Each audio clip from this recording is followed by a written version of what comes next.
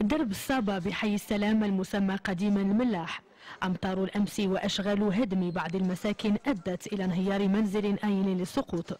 الحصيلة وفاة شخص يبلغ من العمر 60 سنة وجرح آخرين. هبط عليه هذاك السقف هذاك السيد، بقيت انا ما كانش من نخرج، جا واحد السيد هو يخرج لي وليداتي جوج الاول عطيتهم لهم، البنت تقص لي من هنايا ونخرج في حالتي. هادشي اللي كاين اختي. مات واحد الدري ضرب بعثوه اختو ولا ما عرفتش، جا جرح هنا في وجهه. فعلا دخلت انا والدراري نحفروا لقينا واحد السيد هو ولده مردومين تحت الدري تعتق اللي صغير لبات اجر الله مشى دات الرمانه. عاد جاو رجال المطافي بداو تيحفروا حتى هما تنتعاونوا معاهم. هذا الشيء اللي عطا الله اختي، هذه هي الواقعه اللي وقعت. هما شكينا وشكينا وشكينا. في درب آخر بنفس الحي سقط جزء من أحد المنازل هذا الصباح. السكان مطالبون بإجلاء مساكنهم مقابل تعويض قدره 20,000 درهم. التريب وتما تيبنوها ما تيديروا لا والو، وباش بغيت نبني اختي انا جوج نص لي بيعطوني نخرجها في الكرا، وعندي بنتي تيما نبقى عايشه في الزنقه انا وياها.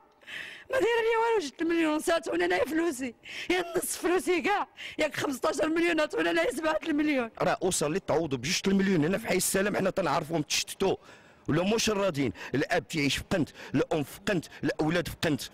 اذا 2 المليون اش هي المصير ديالو؟ كان كاين واحد الثمن اللي هو رمزي ديال 30,000 فرنك ولا 40,000 فرنك، ملي تيخرج للواقع تيلقى 200,000 فرنك 300,000 فرنك. 80 منزلا مهدد بالانهيار بحي السلام، أحد أقدم الأحياء بالمدينة العتيقة لمراكش. الأسر المتضررة تطالب بتدخل عاجل حتى لا تتكرر المأساة فتسقط الأسقف من جديد فوق رؤوس أصحابها.